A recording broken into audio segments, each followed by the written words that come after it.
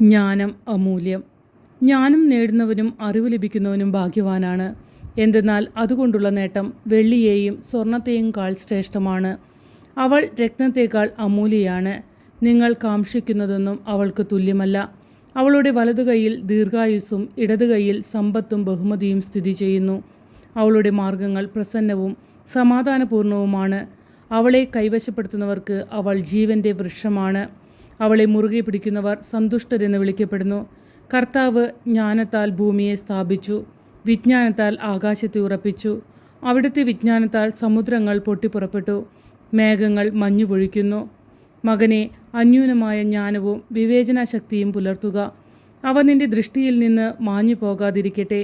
അവ നിന്റെ ആത്മാവിന് ജീവനും കണ്ഠത്തിന് ആഭരണവുമായിരിക്കും.